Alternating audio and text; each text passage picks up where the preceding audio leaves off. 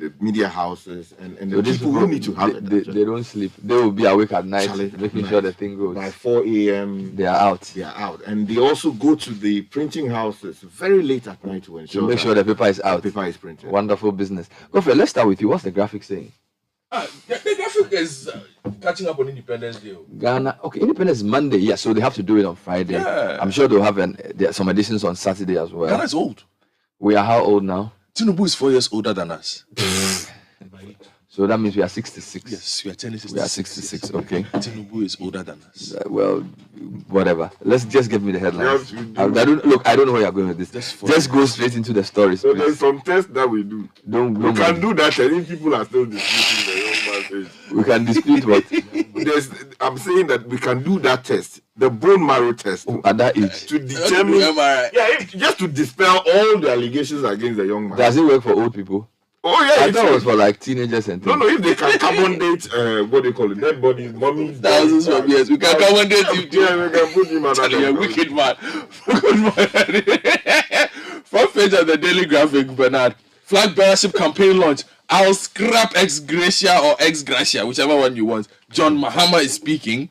There's a special independent supplement in the Daily Graphic. So today the Daily Graphic, it is powerful.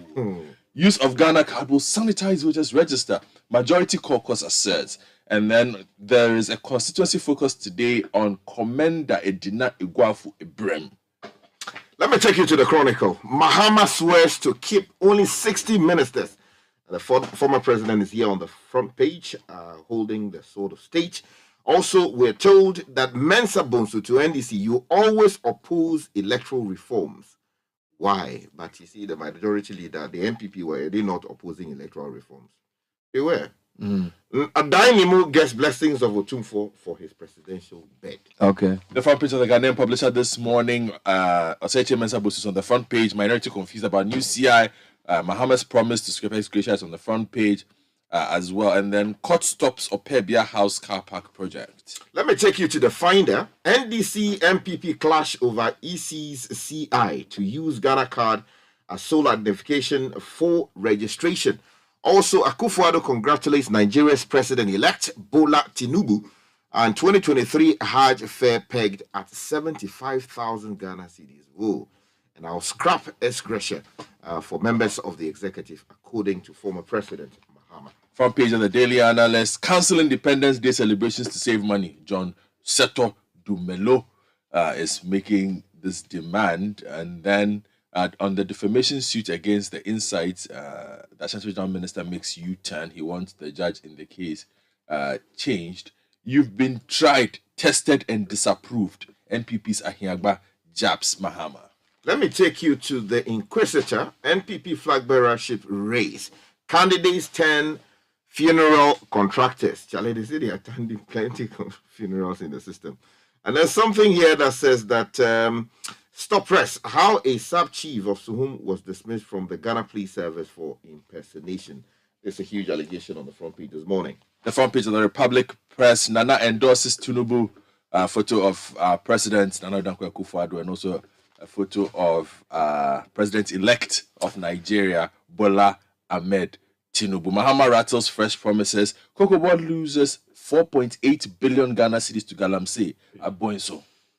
Let me take you to the Ghanaian Times. Finally, protecting the public purse. I'll review Article 71, scrap ex gratia, according to ex-President Mahama, who is vowing as at his campaign launch that those were some of the things, or will be some of the things that he'll be doing when he returns. And then also, the majority is backing the CI that the Electoral Commission seeks to put before Parliament regarding the use of the Ghana card for purposes of voter registration.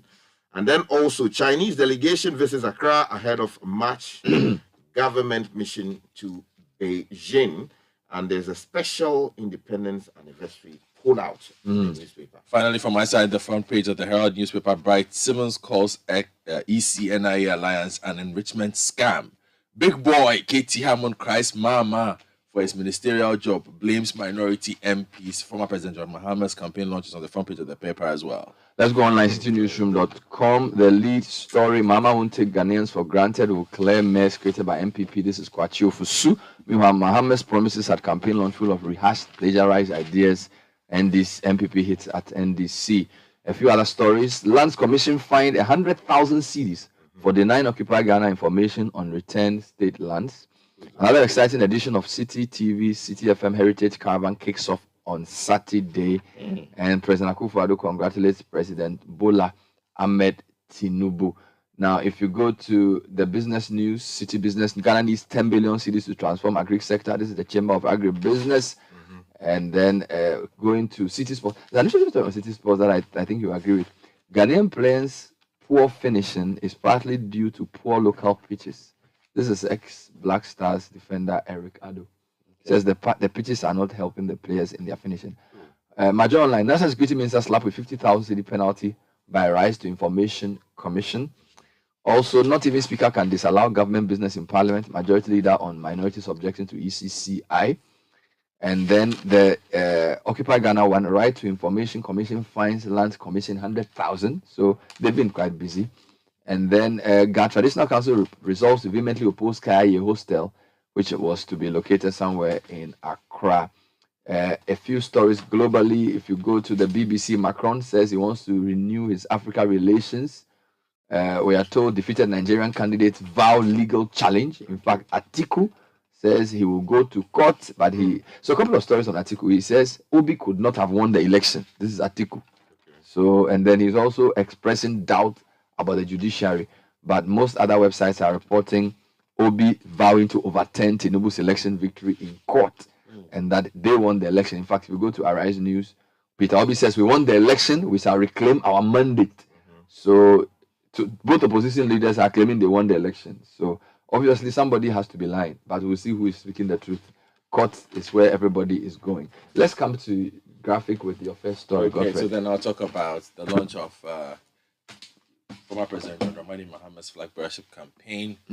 Story by Albert Mario Noretti from Soko de Lokwe. Am I pronouncing that right? I believe so. Okay. Former President John Dramani Mahama has promised to scrap the payment of ex gratia for Article 71 office holders if he wins the 2024 presidential election. He said the necessary constitutional steps to stop the payments will start in 2025 if given the nod to become president again. Quote, the payment of ex gratia to members of the executive under Article 71 will be scrapped. The necessary constitutional steps to take on this will start in earnest in 2025.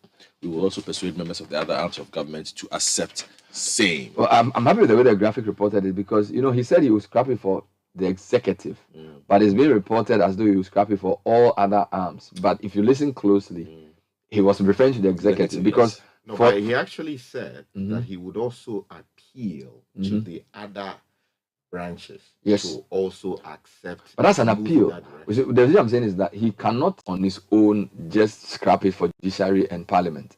So he has more control over what the executive. I mean, you understand how the parliament thing works. So the president cannot scrap ex gratia for judiciary. No, he has to use a different means to get that through. Okay, so let me attempt an explanation. This is Article 71 is not an interim provision.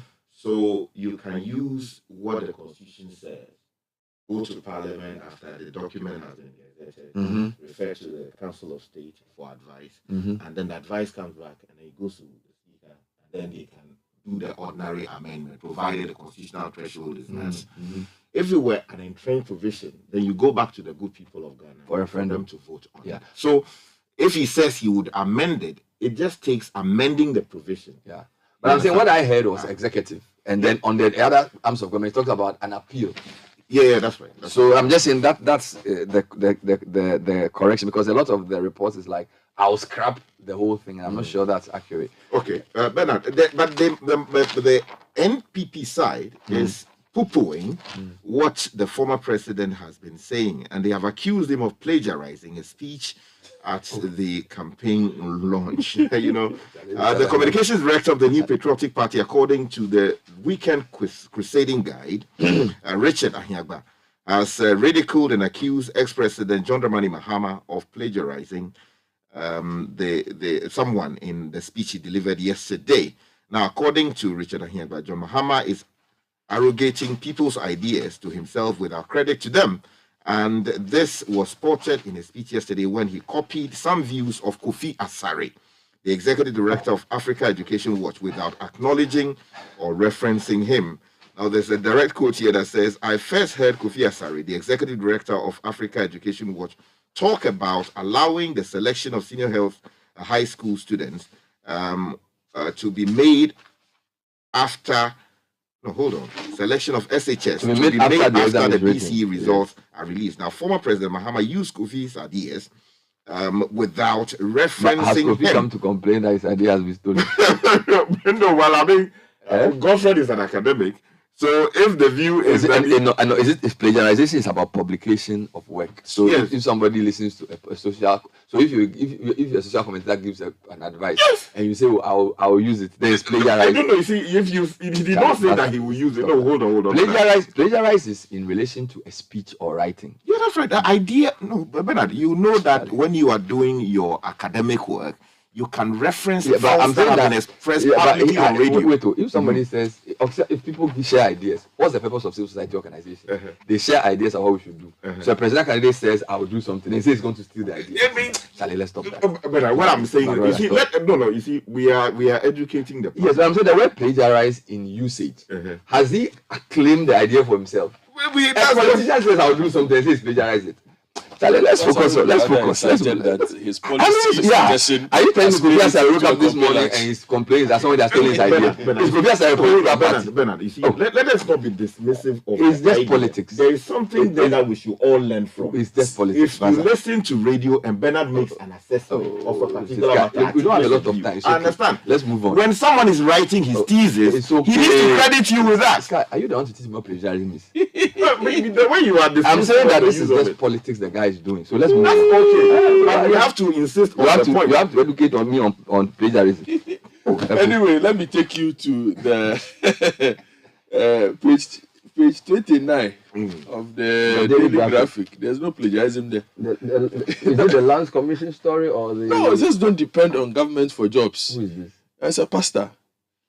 I think the Lands Commission story is interesting. Okay, because you see there are two things here. The Right to Information organization has fined two persons, organizations on right to information breaches, which I believe are important in our development. Oh yeah. So Lands Commission has been fined 100,000 cedis for denying occupied Ghana information on retained state lands. Now, the commission also slapped an administrative fine of 100,000 cedis on Lands Commission for earlier denying occupied Ghana the request. Occupied Ghana rejected the move by Lands Commission to return Achimota Forest lands to the alleged owners, questioning its legality and constitutionality. They dragged the Lands Commission to the RIC, which is the Right Information Commission, after its application of seeking information on retained state lands was turned down. That's on citinewsroom.com. Then they've also slapped the National Security Minister with a 50,000 fine. All right. So they've been quite busy. Minister for National Security Albert Kandapa has been ordered to pay 50,000 cedis to the Right to Information Commission within 14 days. This is contained in a decision of the commission on a case brought before it by Fix the Country convener Oliver Bakavomao.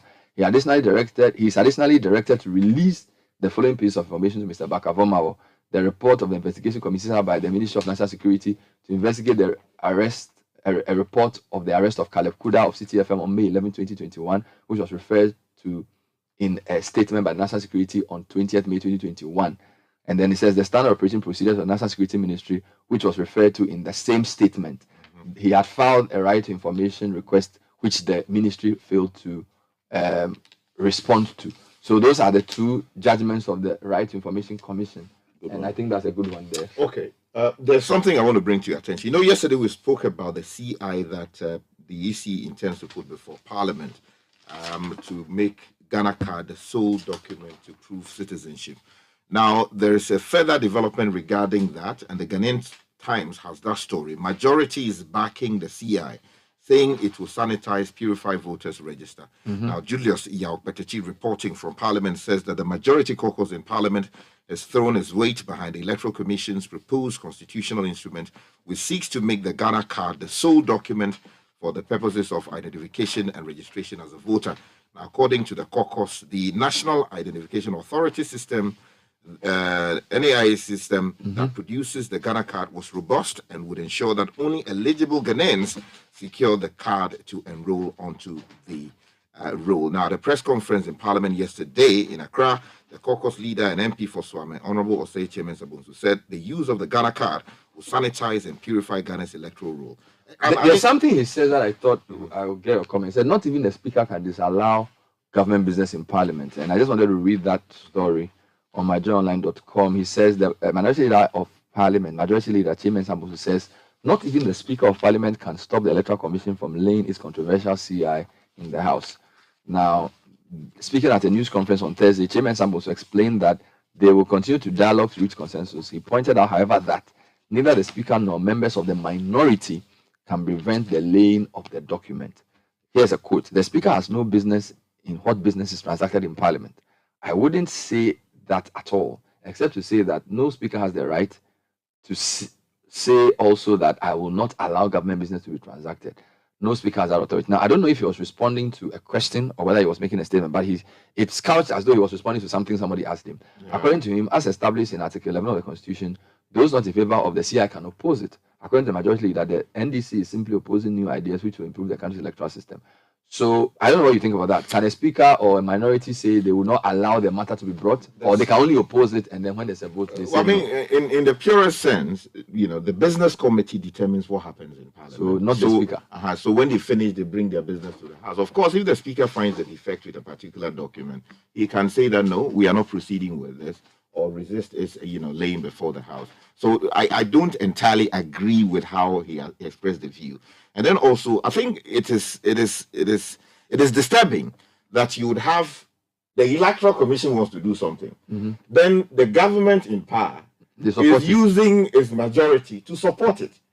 Because I think there's so much hypocrisy. If the opposition can oppose it, why can't the majority support it? You see the point. If somebody is free to oppose it, somebody is also free to support it. I agree with that logic. But the problem here is that these were the very people who were slamming Afarijan repeatedly. In fact, when they were doing the biometric verification thing, the MPP was so much against the whole idea of biometric, like how it was being done. They have problems with, this person has not been properly gotten onto the register. All kinds of things were said. They criticized the EC. When you are in opposition, immediately you find yourself in government, then everything the EC is doing, you are supporting it. If the EC wants to do something... That's the trend we've seen with our political parties. Where when they're in government, they support what the EC does. When they're in opposition, they oppose it. So this is not new. No, let me just add that. Look, the EC wants to do his program. Allow the EC to defend its own actions.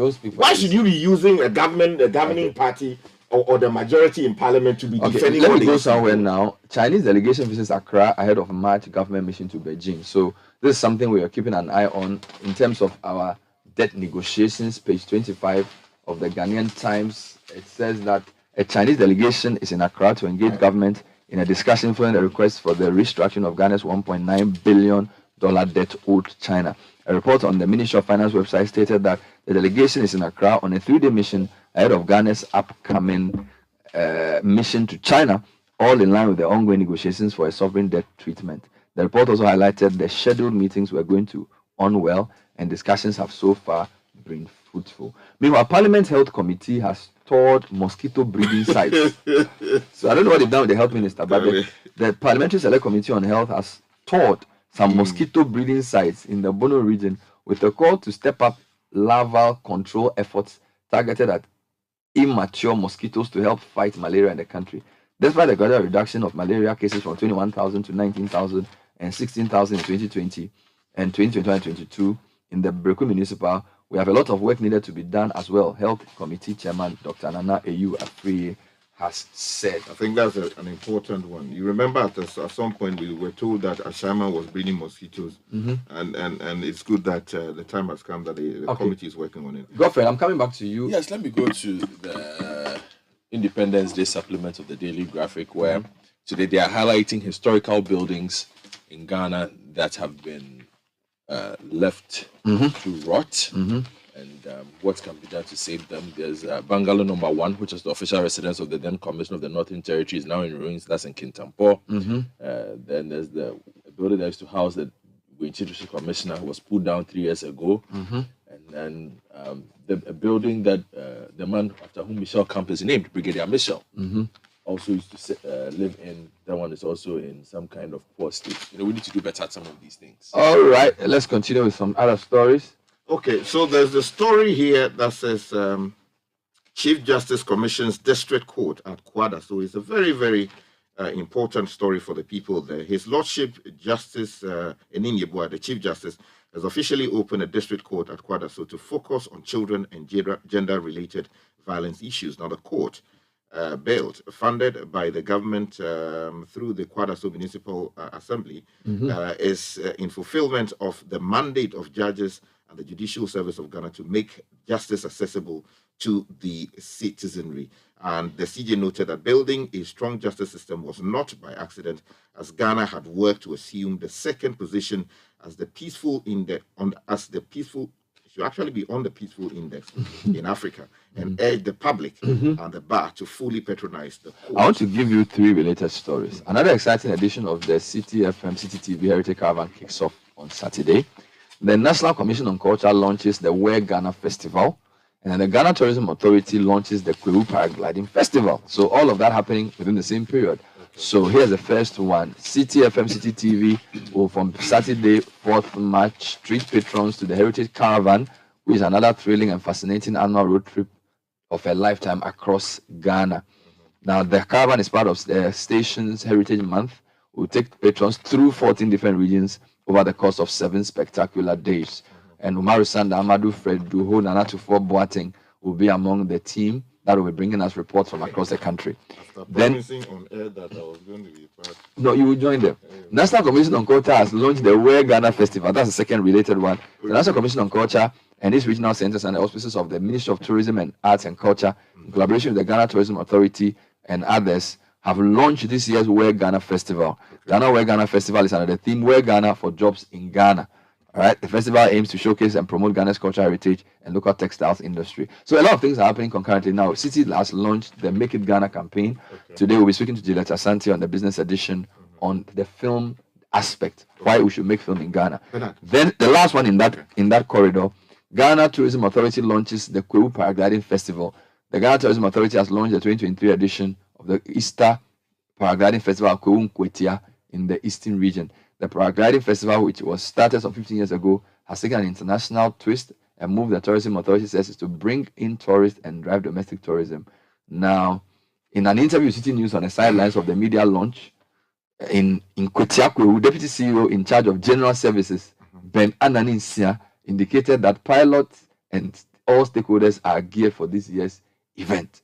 So let's go and fly. Bernard, staying with the subject matter of tourism. Yes, please. There are 2 related stories, not exactly related, but they find themselves in the finder. The first one says 2023 Hajj Fair pegged at 75,000 Ghana cedis. Now the other one says that, Labadi Beach per person, yes. Labadi Beach Hotel presents 10 million Ghana cedis in dividend to SNIT. Wow. Let me take that one first because some SOEs are doing very well. All right. Labadi Beach Hotel, a major player in the hospitality industry, has presented a dividend of 10 million Ghana cedis to the sole shareholder, which is the Social Security and National Insurance Trust for 2021. Now, coming from the hard-hit COVID year of 2020, the accumulated dividend for the year had been unprecedented in the 42-year existence of the hotel. Now, the presentation ceremony brought together members of the board, management, and some officials of Senate. And then also the one having to do with 75,000 if you are Muslim seeking to go to Mecca. Fair. Charlie, we are told 75,000 Ghana cedis. Yeah, or its equivalent, which is $6,500 for prospective pilgrims. And lastly, for me, something in sports. You know, Barcelona have signed the son of the greatest ever footballer to a 19 contract. Well, so Ronaldinho's son. Sometimes it doesn't run through the family.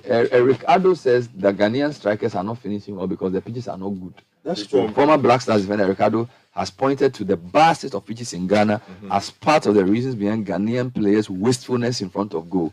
Now, Ado is a scout for that side, PSD Eindhoven, visiting Ghanaian football team at Tram de Visier Academy, with PSV technical director and head of youth coaches Ernest Faber. An interview with City Sports, the ex-Black Stars player acknowledged that Ghanaian players are bound in creativity, but equally recognized the profligacy in front of goal.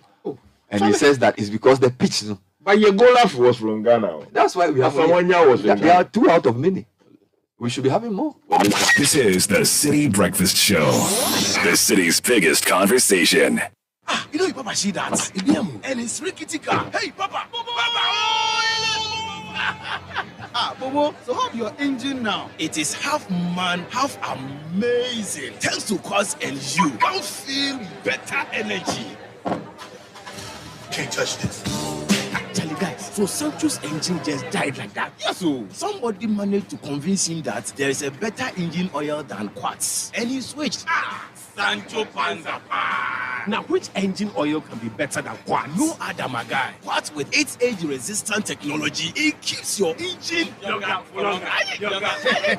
Now you know. Have you guys seen the new bottle design? It's superb. Quartz 9000 from Total Energies there improves fuel efficiency. Why do you think Mr. Mane and Logoso have taken the Quartz Nation movement World Cup like that? Sorry. Quartz. Keep your engine younger for longer. The Citi Breakfast Show. Rise above the noise. Getting ready for the City Business News, brought to you by MTN. If you're Ghanaian and proud and preparing to celebrate our beloved independence, MTN wants to make the day even more special for you. For a limited time only, we're offering you 2.5 gig of data for just 10 Ghana cedis only. For just 10 cedis, you can get 2.5 gig to do all the things you love. That is staying connected with your loved ones, streaming your favorite music, and sharing your festive moments online. And just feeling the Ghana vibes. Don't miss out on this amazing offer. Celebrate Ghana's Independence Day. It's 10 CDs, 2.5 gig, MTN everywhere you go. This is the Citi Breakfast Show, the city's biggest conversation. Neti Ajaho is here with the news. Good morning. Good morning, Bernard, and welcome to the breakfast edition of City Business News, proudly brought to you by MTN, Goil, and powered by your most comprehensive business news website, citybusinessnews.com. Let's move straight into our stories. And the Chamber of Petroleum Consumers Ghana is appealing to drivers to reduce transport fares to correspond with the drop in prices at the pumps in the first pricing window of March. Commuters over the past few months have been complaining over the upward adjustments in transport fares, while the Ghana Private Road Transport Union has been justifying its stance that it would not reduce the prices of transport fares. Speaking to City Business News, head of research and training at COPEC, Paul Eric Ofori, noted that prices at various pumps have been dropping, while stating that it is likely to further reduce in the month of March if the cedi stabilizes. He's been speaking to City Business News. For the next pricing window, yes, we will still see a marginal drop in prices from the 16th of this month to the 31st of this month, yes. Very marginal, not something so substantial, but very marginal. But then that also is quite dependent on the stability of the cedi. If the cedi is stabilized, we should see some form of drop at the pumps, in the next pricing window. And we are also appealing to drivers. We've seen consistently the drop in prices of fuel over the last 4 pricing windows, that is, i.e. January 1st to the 16th, and then the 16th to the 31st, 1st February to 16th February, and then from 16th to 1st March, we've seen that trend, So we expect that they will also correspondingly reduce, their fares, to reflect what we are seeing at the pumps. Paul Eric Ofori is the head of research at the Chamber of Petroleum Consumers Ghana, COPEC. The Ministry of Environment, Science and Technology and Innovation has stated that Ghana needs over $0.4 billion for its circular economy transition agenda. This they explained that when the agenda is fully rolled out, it will create a resilient economy driven on the back of sustainable principles. Speaking on the sidelines of the launch of the Circular Economy Conference in Accra, the advisor of the ministry, Oliver Boachi, called on stakeholders to rally behind the implementation of the policy to ensure success.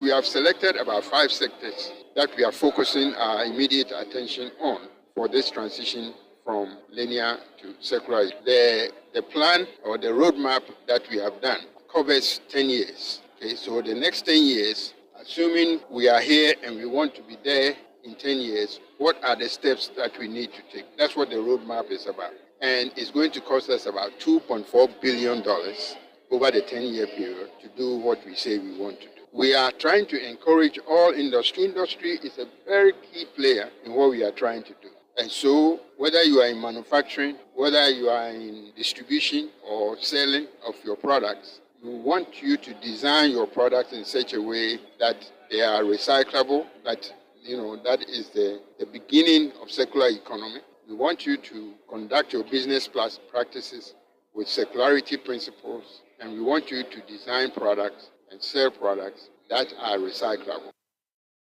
Oliver Boache is advisor at the Ministry of Environment, Science, Technology and Innovation.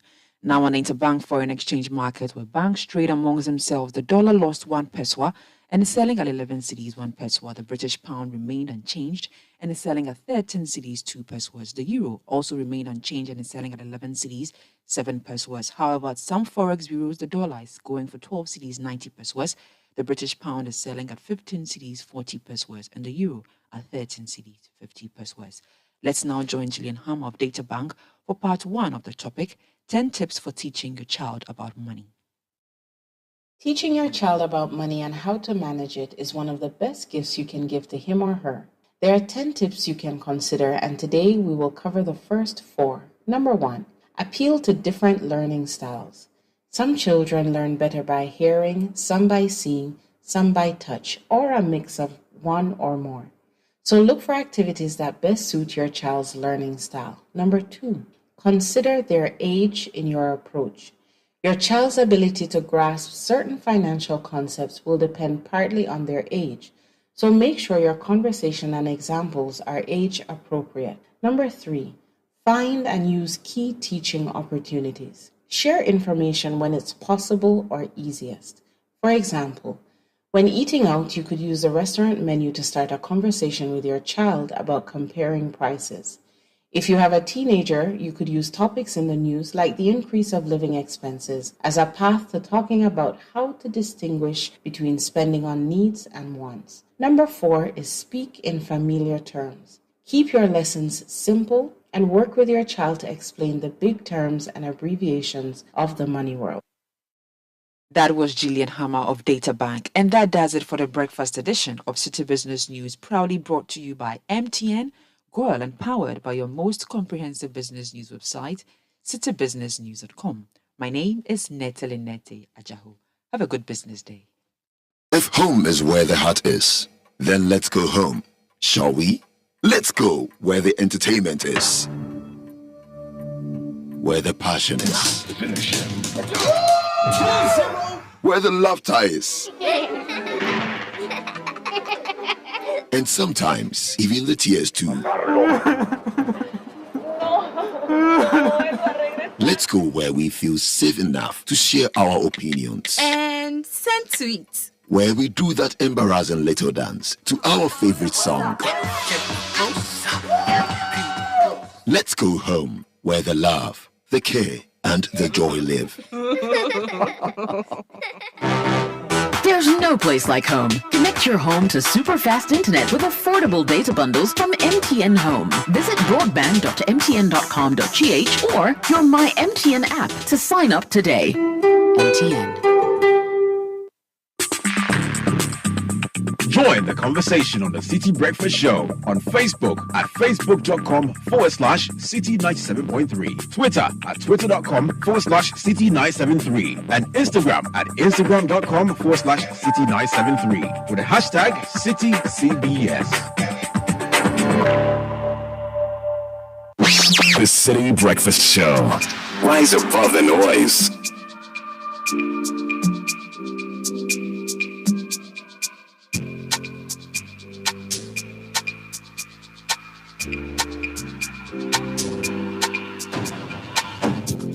Sit in silence, sipping my liquor, making no link up. I'm picking no girls.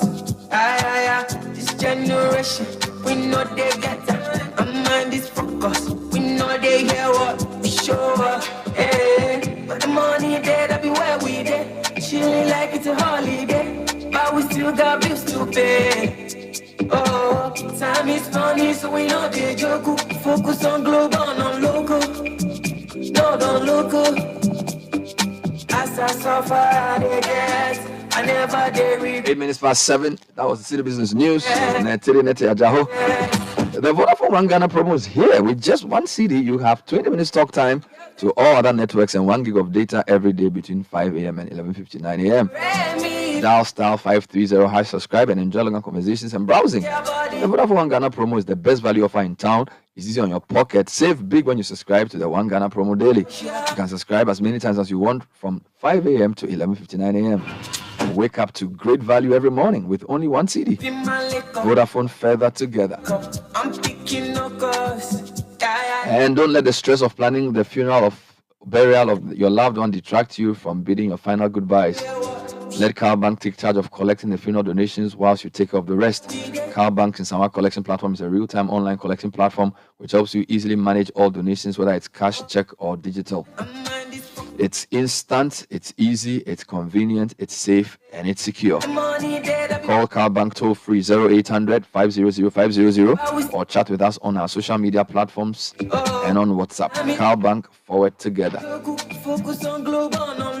And La Bianca Company, the leading frozen foods company in Ghana, is at it again. We're proud to add to our list of amazing brands. We introduced Akuko Tasty, a locally produced, locally bred, and locally slaughtered chicken, which is fresh, frozen, comes in freshly portioned breast, thighs, wings, backs, and gizzards. For your fresh quality frozen chicken, contact La Bianca Company at the Fish and Harbour Tema, Newtown Road, opposite NIB Bank. Call 0505 431 111 for more inquiries. La Bianca is your #1 frozen foods company. This is the City Breakfast Show, the city's biggest conversation.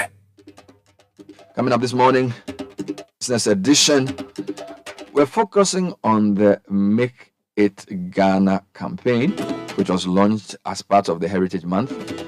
This morning, Michael Obodu speaks to Juliet Yasanto Asante, who is the CEO of the Ghana Film Authority, on the what, the whys, and the wherefores of making it Ghana as far as the film industry is concerned. Enjoy. My real size. I'm gonna get me some love, somebody. My girl, sweet girl, my girl. I can see. Hello there and welcome to another episode of the City Business Edition here on 97.3 City FM. My name is Michael Obodu, your host.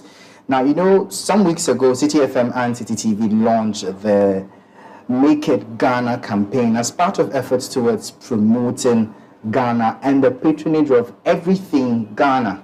And this whole campaign falls on 3 legs, from film, tourism, and investment. And today on the show, we're privileged to have one person who has decades of experience in the film industry, and none other than the CEO of the National Film Authority, Juliet Yasanto Asante. You're welcome to the show. Thank you. It's always a delight to see you. Now, first of all, let me ask, where have you been and what have you been up to since we last saw you on screen? I don't know, do you still do screen? When you say screen, you mean acting? Acting, yes. Oh my goodness, I haven't done that since Tinsel. Oh. Actually, Tinsel, you know Tinsel on DSTV was my last acting job. And I got off that and I haven't yet come back. Would you go back at some point? Maybe when I'm done with what I'm doing and I'm, cooling my heels and doing only what I love doing every single day, I think I may consider it again. So for someone like you, it's not just the acting, but everything film.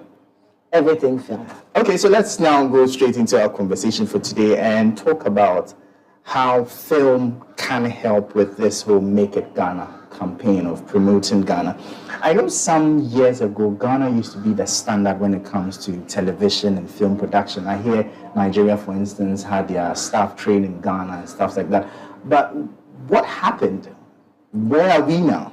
Exactly. What happened? I myself, I don't know what happened because I was in the midst of a vibrant sector. I grew up myself in a very vibrant sector. And then within a very short time, so many things happened. You know, the holding organization of the film sector in Ghana at that time, which was the Ghana GFIC, Ghana Film Corporation, was sold. And, you know, our archival materials were disposed of. Cinemas, which is where people went to enjoy local productions, were taken over by churches. So it's a lot of things. You know, funding was never really made available. After the sale of GFIC, foreign productions and co-productions kind of dried up. I think industry proceeded to lose hope. You know, when there wasn't any inflows and all that. So many things have worked to get us to where we are. Unfortunately, you can't blame just one thing. Stakeholders, when I say stakeholders, I mean maybe key stakeholders, participants in the sector themselves perhaps also can take some of the blame.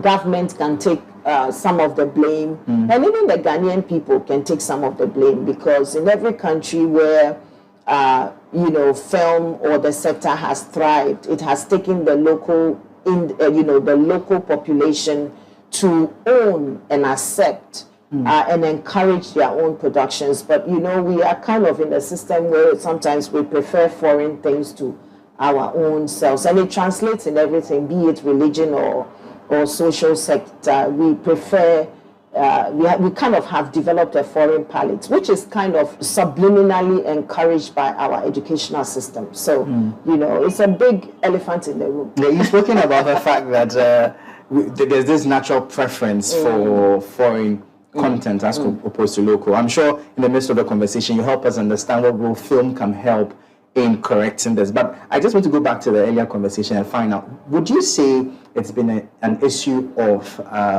Ghana not catching up quickly enough with regards to advancement in the film industry, or rather that we retrogressed?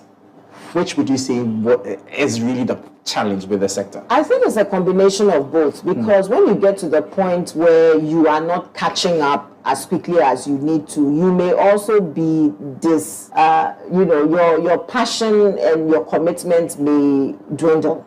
So it's a combination of both. So for instance, let me go to the distribution. There was a time when Ghanaian filmmakers were using CDs and all, and that kind of activation, get on the track and go around town and sell CDs, and there were gadgets to support that. Ghanaians or the sector people did not keep up with the uptake in technology to understand that the distribution landscape was changing. And so it happened upon us, and we were not prepared for new media, quote unquote. Not just the film sector, I mean many sectors and many people who, especially in sectors where maybe there's an older population and maybe there's an upcoming younger population and there needs to be some kind of uptake. It may not happen fast enough. And so by the time we realized DVDs were no longer, you know, nobody even had the machine to play DVDs anymore. Our leaders in the sector, because we didn't keep up, did not understand new trends.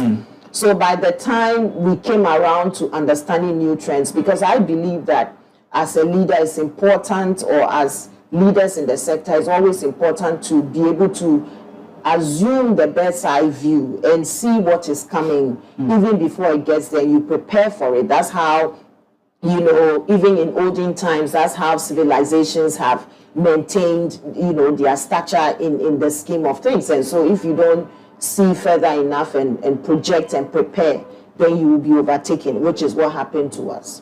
Okay, so now let's look at solutions. What would you say Ghana as a country must be doing to take center stage in the film industry? And I'm particularly concerned about, interested to know your solutions, because I find that a lot of key actors in Hollywood, in the UK, are Ghanaians. So where do we start from? I think the good thing is that we have started. So let's just say that we've started. Okay. And what gives our strategy even more confidence, I would say, is that, I became the CEO of the National Film Authority in December 2019. By January, February 2020, we had come up with a strategy of how we felt that we should tackle our fall or stop our free fall, so to speak. And we started executing that. Now, that strategy came under a lot of attack. And still there are some detractors, which is usual. Though sometimes our misunderstanding of misinformation leads us into actions that threaten our own progress. Sometimes, let me say that.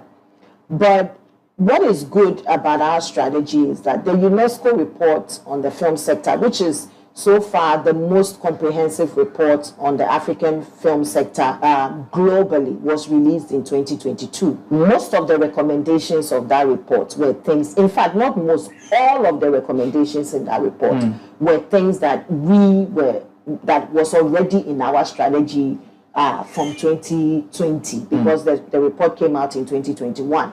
So that, for me, even, recently you had someone like the very known Ghanaian film star Idris Elba talk about the fact that the National Film Authority has been working to propel Ghana to the forefront of the conversation. I mean, he's saying this, which is good, but on the back of the fact that our solutions were already globally acknowledged. In fact, the originator of that report that I mentioned, the UNESCO report, was actually made a post commending Ghana for the strategy. In fact, she called Ghana dynamic and strategic, and that Ghana had taken steps to ensure that we come to the forefront. So I think that when we say, what do we need to do, we are now out of that range of we don't know what to do, to the range of we know what to do, we are executing it, but we do not have the support that we need from all quarters to be able to execute it. Or should I say we don't have enough support, because it's been a miracle that we have sustained our efforts and been able to carry it out. But from where we are now, we now need even more support for us to be able to execute what we intend to. Okay, so give us some of the highlights of the strategy you talk about, and what does it seek to achieve? Right. When you were talking about, when you were kind of situating the focus of the City Heritage Month, you mentioned tourism, you mentioned investment, you mentioned film. Yeah. I will push to explain to you that one of the biggest avenues or strategies that countries have used to push their tourism is actually film. And that phenomenon is called film tourism. Right now, Ghana, our GDP is heavily supported by tourism. The data has proven that countries have been able to double, quadruple their tourism numbers in the shortest space of time using film. Right? So film tourism is that when people see a location and experience a location via the senses, which is audiovisual, on film, they are encouraged to go and visit that place. So a very good example that is always cited is Braveheart, the example of Braveheart, which was shot in Scotland, starring Mel Gibson. And it had there's a Wallace monument in the film. Tourism to Scotland after that film came, and it was tracked, and that's why it's such a good example. Tourism to the venue tripled over 300% in 3 months, 3 to 5 months, and stayed that way for 5 years. recently, series like Game of Thrones, I'm sure that's something we can all identify with more. Game of Thrones part of Game of Thrones was shot in Scotland and Morocco. If you look at the tourism numbers after Game of Thrones came out, in fact, there was this particular city, they even had to close, the door for tourists coming into the place because the place was too packed with people wanting to see the castles and the forts. And here we are in Ghana, we have, at least 70% of the forts and castles in Africa are based in Ghana. Game of Thrones could have been shot in Ghana. So, if you look at how we can increase our tourism numbers, and of course, film is a heavily financial sector, even though we don't recognize the engine behind film. It's one of the biggest attraction for money, soft money. And so countries actually put on an agenda, undertake an agenda to attract film producers into their country. Because guess what? Recently it was announced that Girl Strip is coming to shoot in Ghana. When it was shot in 2018, the budget was about $20 million. I can almost assure you, without knowing the facts, that it will probably be between, or it might be upwards of $50 million. That is money they will bring to your country. They won't come and take your gold. Fine, they'll come and mind your creative space, they'll mind your whatever, they'll create employment and all, but they will employ your people and all of that, and afterwards take that away and sell your country, because now everybody who will see Girl Strip will want to visit Ghana. So for us, these two, I mentioned these two because they are underlying of our strategy that we've taken. Basically, Ghana has great locations, and we are encouraging related infrastructure like studios and all. Ghana has a great weather. Ghana is peaceful relatively. I mean, the 2021 Peace Index report puts us as the second most peaceful country on the continent, I think, after Mauritius. Ghana has a good equipment landscape. We have a training school of over 40 years that have trained people. So Ghana has all it takes to go on that agenda of attracting the world to come to Ghana. And so our agenda is simple: situating Ghana as a film and content hub on the continent. And we are saying to the world, if you intend to shoot anything related to Africa, head to Ghana. And what are the other things that you need to make it work? Because if you look at the countries that are vying, it's a very competitive, area. In Africa, you have Egypt, you have Morocco, you have Kenya, you have South Africa, you even have Nigeria, you even have Ethiopia coming. And most of these countries also have tax incentive. In fact, there's no country that has set on this path without a tax incentive. Usually the range is between 20 to 50%. Ghana, as we speak, is pursuing a tax incentive policy for the film sector as well. So we are doing all the right things to make sure that Ghana becomes a film and content production hub. And, we are not very far away from our goal, because according to this same UNESCO report, Ghana is actually the second largest producer of content on the continent, the next to Nigeria. So many things already position Ghana, if we take the right steps, to enable us to take advantage of this. But of course, there are still major problems. The lack of funding and all of those things are things that fall into that. The lack of upskill, the lack of training, proper training of skill sets, low quality in productions. All of those things are things we need to deal with. But I think that Ghana is well placed to call on the world to come and shoot in Ghana and to make Ghana a production hub, not just for Ghana, but for the rest of Africa. And I can go into the many, many genres and areas where Ghana can begin to produce to supply the rest of Africa. If you just tuned in, you're listening to 97.3 Citi FM. This is the Citi Business Edition, and we have in studio Juliet Yasantua Asante, the CEO of the National Film Authority, explaining to us what role film can play in selling Ghana as part of our Make It Ghana campaign. Now, let's move the conversation a bit further. Now, what role would you say film in itself can play in national development? We saw critical role, especially right after independence. There was a lot of deliberateness in producing content that promoted Ghanaianness. Now, what can we learn from that, and what should we be doing now as a country? You know, there's a famous story that one of the first films that came out of Ghana, is it The Boy Kumasiano or something? I hope I'm not getting it wrong.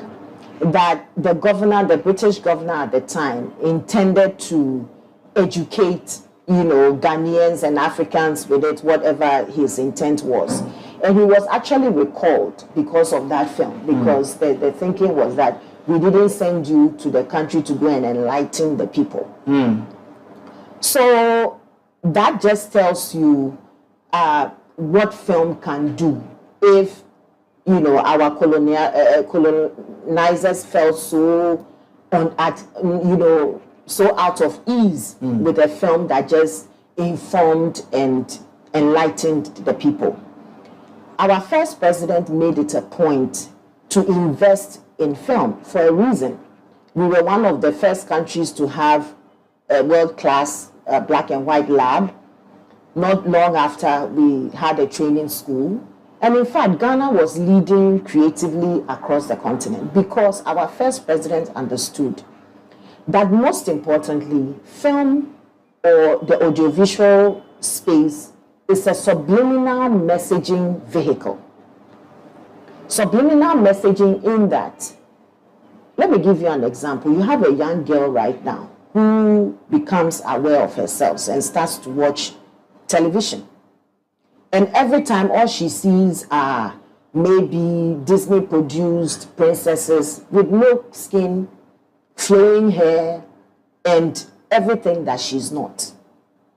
I'm sure that you can already project what's going to happen to that girl by the time she grows. She's going to feel that her black skin is not good enough. She's going to feel that her thick hair is not good enough. She's probably going to think that her language doesn't sound right. So many things that she's going to think.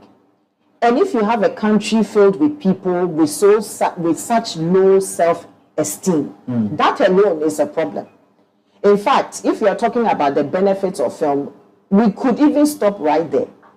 Because who the people see themselves and perceive themselves to be is the bedrock of everything. And that's why America is premised on the American dream.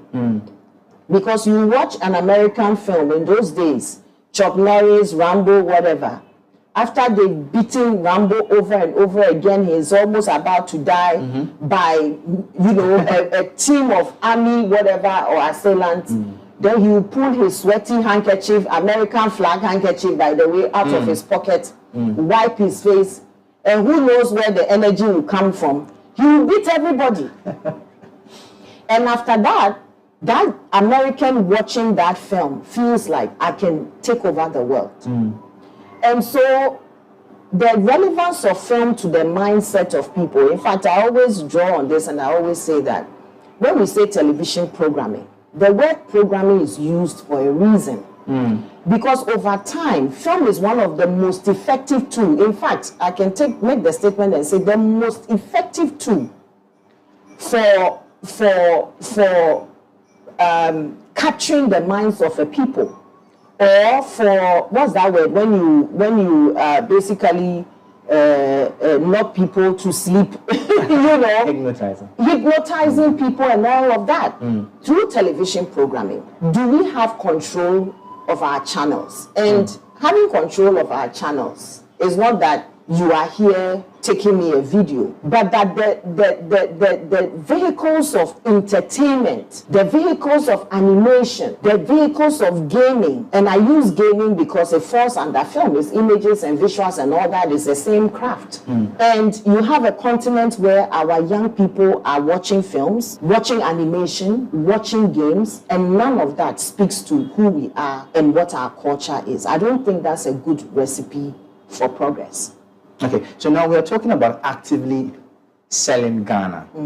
What would you say the role of private sector and private media is in all of this? Because we know that over the years, it's been government that has actively led that part. But now, how does private sector come in here? Because now they are basically the major players in all of this promoting Ghana conversation. You know, I was answering that question previously, and we're having a chat about it, and I said that government's business is not to do business. Government should be an enabler of the environment. And so my office, we are involved with policy, regulation, and everything. But truthfully, where you need to really drive a sector is private money. And that's why, for me, this interview, for instance, is coming on Citi Business. I'm excited about it because it's a big progression. There used to be a time when every time we talk about film, it's only on entertainment shows that we talk about film. So we fail to recognize the magnitude of engine behind. I mean, I just mentioned a film and I said the budget was 20 million, it might be 50 million. Idris just announced a production that will come to Ghana. That whole production, even if you some of it will be shot out of Ghana, if you put together all of the elements, it's above $100 million. Wow. So obviously this is not chicken change. And so, globally, the business community understands the business opportunity in here, down the value chain. And you see, when there are gaps in the value chain, then it's very difficult for investors to see their return on investment, which then obviously makes it difficult. And also, a lot of investors are, excuse my use of the language, old or older and may not understand the dynamics of the creative space. So if an investor comes to you, I mean, if he's going to plant pepper, he knows the value chain of pepper. If he's going to invest in pharmaceuticals, it's clear. If he's going to invest in minerals, it's clear. If he's going to invest in film, what's all these young people doing that they say that there's technical something and whatever? The value chain is not clear. Plus, we do have major gaps in the system. A marketplace is always the critical point for return on investment. And the marketplace of film is not clear or streamlined in Africa. In the rest of the world, it is. What is the marketplace? I.e., where you access your content. So be it festivals, be it cinemas, be it digital VOD, be it airlines, be it whatever, that infrastructure is not there. The enablers of that infrastructure, which are the distributors, agents, and all that, they are not there. As we speak right now, one of the things that agendas we are pushing also is the Ghana cinema agenda, hoping to attract investment into cinema infrastructure locally. And we've taken a Pan-African approach to that. And for the rest of Africa, why? Because all of Africa combined have less than 1,700 screens. Now, to put that in perspective, Africa is 1.4 plus billion people, almost, I think, the same population as India or something like that. France, which is a small country relatively, one country, has 6,000 screens. Wow. And Africa, of 1.4 billion people, to collectively have less than 1,700 screens. So how are we going to jump over that gap? How will the local investor, see his money clearly coming to him?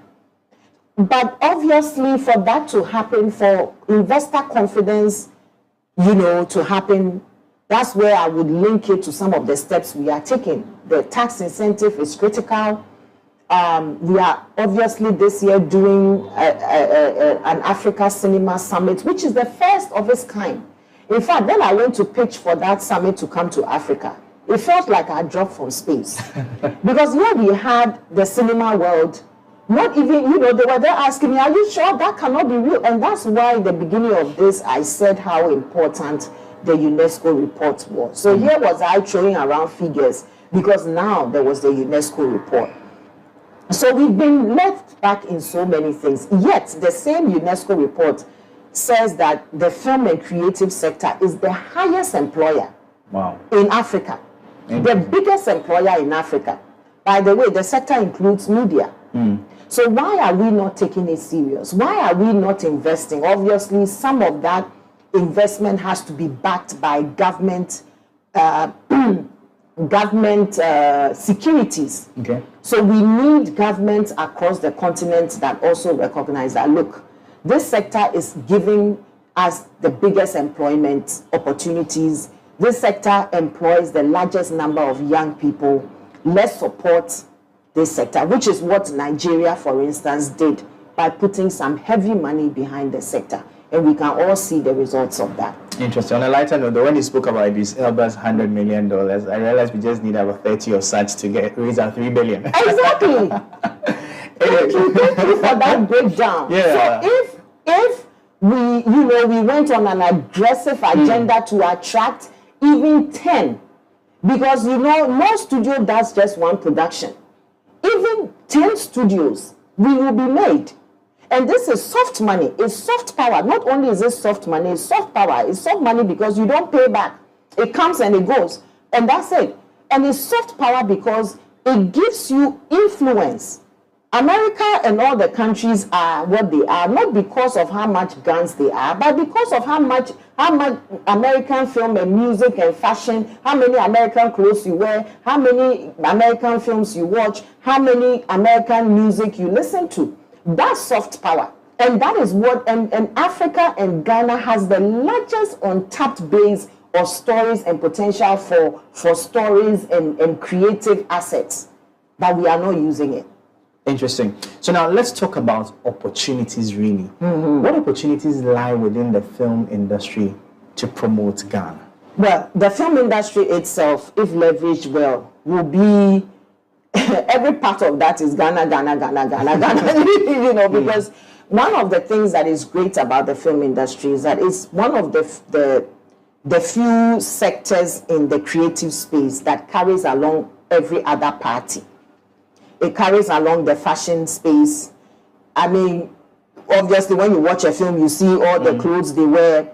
It carries along design. It carries along script writing. It carries along makeup. It carries along all of the other creative spaces.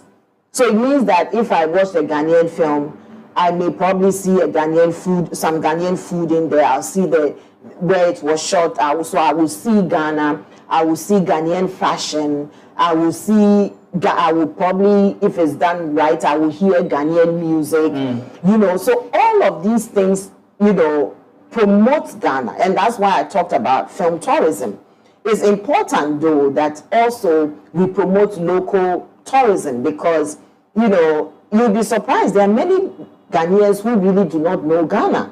As part of our exercise to raise awareness and highlight the beautiful spaces of Ghana, we've been going around shooting aerial shots of Ghana, and many people will see some of these shots and go, is this Ghana? This is Ghanaian. Say, is this Ghana? No, this cannot be Ghana. We are not even aware how many waterfalls we have. One filmmaker, Steve Abebio, went around chasing waterfalls and taking those phenomenal waterfall spaces. So we don't even need to go out of Ghana for our holidays.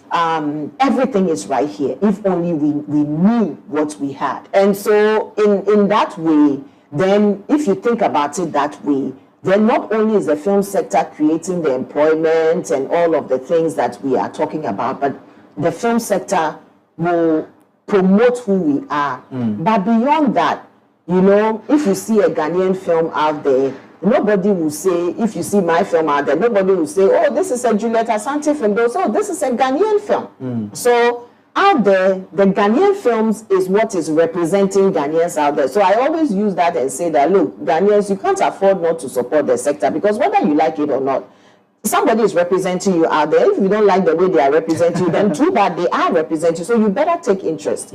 Because everything out there we see is Ghanaian. You know, we are all, this morning I was watching something from our own Budima, you know, going around taking shots about African countries, and look at how he's highlighting beautiful spaces. I was watching this thing from Namibia, and I'm like, oh wow, I didn't even know that the theme of the shot was Namibia is Africa's best kept secret. And now I'm seeing all these places, and all of a sudden I'm thinking, I don't mind going to Namibia for a visit.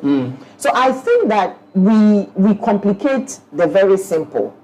We are here and we are always crying. We are losing our youth. Our culture is kind of dying. Mindsets are challenged. People are, you know, losing hope. People don't see themselves enough. People are not encouraged. People worry about the future.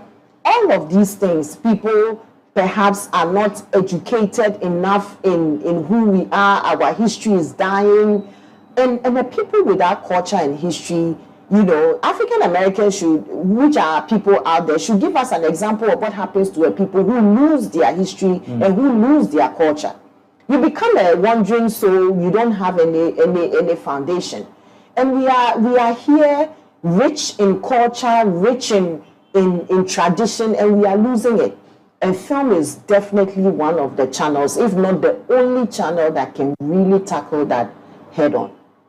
I enjoyed the conversation. Listeners, this would be where we draw down the curtains on today's edition of the City Business Edition here on 97.3 Citi FM. You just heard Juliet Yasanto Asante, the CEO of the National Film Authority, bringing us solid information on how film can help us make it Ghana, promote Ghana out there, and put our country in the spotlight across the globe. That'll be all for today's edition. We'll catch you same time next week. Let's connect on Twitter at @mobodu. My name is Michael Obodu. As always, stay safe, stay informed, and bye-bye.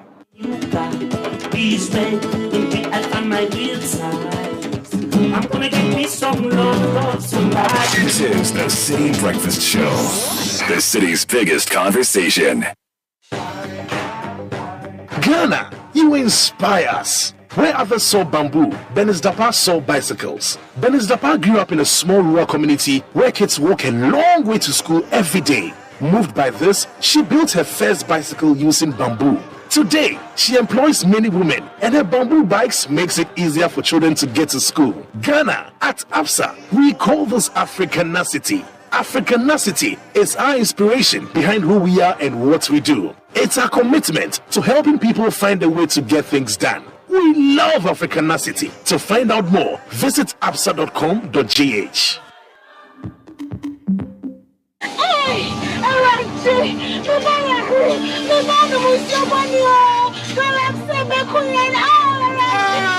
My father, everything is gone.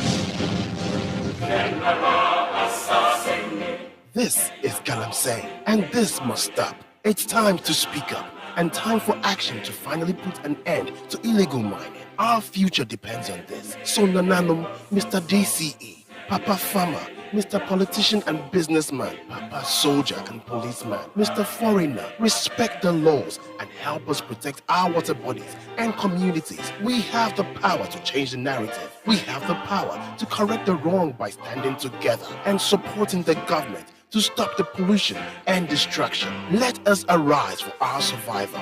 Arise for Ghana. This message is powered by the Ministry of Lands and the Natural Resources and the Minerals Commission. Charlie, so the first thing you do when you wake up is check out highlights. And then all you go remember, I for take the kids to school. He left small, you drop the ball, boss. You go fit meet your deadlines without ever missing the game. Now you be true, boss. You then make it to date night on game night, but still they catch the game, right? Hey, Charlie, boss. You then bring you the best leagues for any screen top, wherever you did. From only 59.99 Ghana cedis per month. Live from Super Sport on Showmax Pro. Sign up on showmax.com. Keys. What could be simpler than a key? Who doesn't have a key? A car key, an office key, a drawer key. But there's one key that rules them all. The house key. The key to a place we call home. The key to the home where everything comes together. The key to a home that is our own. A home where we make life happen with our families and loved ones. Adoha has been working hard for over 30 years to make home ownership within reach for many. Say yes to property with Adoha. Your dream home is one call away. Your dream home is a few clicks away. Visit our Accra project, The Place, by calling 030-2789-757. It's creamy, creamy plus, delicious milk, creamy plus for you. Creamy Plus is a delightfully delicious option whenever and wherever the occasion calls for milk. For your quick meals on the go or quality time at the dining table, jazz up your favorite Gary soakings, mashed kinky, cereals, and all hot and cold beverages with a creamy, protein-rich, healthy option of milk. Creamy Plus evaporated milk with vegetable fat is all you need to stay on the go. Creamy Plus evaporated milk is now available in a shop near you. For bulk purchases, please contact Les Farm Distributors at Medina Ritz Junction on 0501 682 522, or Grace has found us at Akoko Photo Dansoman on 0245 162 747. Creamy Plus for you. Creamy Plus evaporated milk. This message has been vetted and approved by the FDA. Join the conversation on the Citi Breakfast Show on Facebook at facebook.com/Citi97.3, Twitter at twitter.com/Citi973, and Instagram at instagram.com/Citi973 with the hashtag CitiCBS. This is the Citi Breakfast Show, the city's biggest conversation.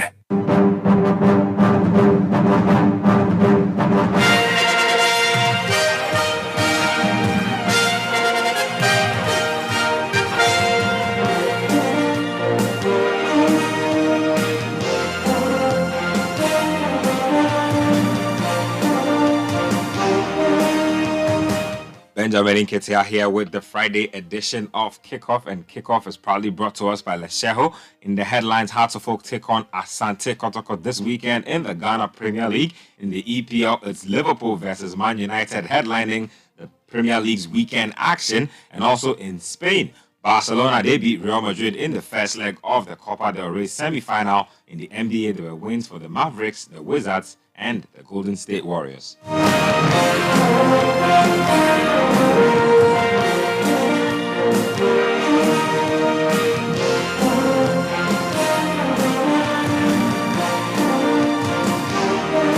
Let's get into the details, and it's match week 20 in the Bet Power Ghana Premier League. This Saturday, there's Dreams FC Karela. There's Kim Faisal also taking on Great Olympics. On Sunday, Bechem United will be up against Bibiani Gold Stars. Lagos Cities take on RTU.